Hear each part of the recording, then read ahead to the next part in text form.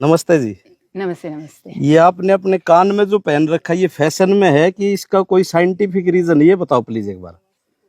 पहले तो scientific word से मेरे को जरा दिक्कत है। अच्छा अच्छा अच्छा। क्योंकि साइंस साइंस ये एक अंग्रेज का मनगढ़ंत चीज है।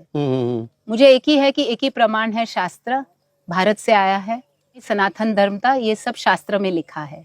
किसी ने कुछ लिखा नहीं है, ये शास्त्र में हमको ऋषियों की धरोहर है। तो जब भी आप बच्चे को कान ऐसे पिलते हैं ना, तो हम टाइची करते थे, तो हमको एक एक्सरसाइज ये है, ऐसे खींचना है। तो जैसे पायल पहनती हूँ ना, ये राजस्थानी वाले पहनते हैं, ये लेबर में हेल्प करता है। तो पहले पुरुष और महिला जो थे उनके पहनावा ना एक ही था। वो लंबे बाल थे, वो कुछ पहनेंगे, कान में इतनी लंबी लंबी। आप महाभारत रामायण देखते हैं, उसमें जरा अलग दिखाया है। बट वस्त्र जो था, अंग वस्त्र, पुरुष ऐसा पहनेगा और लेडीज ऐसे पहनेंगी। स्टिच कपड़ा हम नहीं पहनते थे। तो पुरुष महिला एक तरह की वस्त्र पहनते थे। और दूसरी बात है कि ये जो चीजें थी, ये जो बिच्छू, इसको क्या बोलते हैं, टोरिंग, और ये नाक का, सिर्फ ये अलग था पुरुष और महिला में। तो ये इसके लिए है कि लेबर पेन में आपको आसानी हो। तो कान में ये टोचा गया था, ये आपका प्रेशर पॉइंट्स, जैसे टाइची में बोला जाता है ना, इसको हम खींचते हैं 1 2 3 4 36 टाइम्स। तो टाइची में किधर से आया? तो ये मेरी माँ बोलती थी ये नाक का बनवा दो। मैंने बनाया नहीं शादी के टाइम, बाद में बना दिया। तो ये सब बहुत ही स्वाभाविक, नेचुरल था। मेरी माँ 3rd स्टैंडर्ड फेल थी, तो ये सब चीजें उसको मालूम थे। मेरे पिताजी को मालूम था कि हम बोलते हैं इडली बहुत अच्छा है, फर्मेंटेड फूड है, 4 बजे के बाद दाल नहीं खाना चाहिए, प्रोटीन है, 6 बजे से पहला खाना चाहिए। तो ये साइंटिफिक नहीं था, ये हमारा जीवन शैली थी।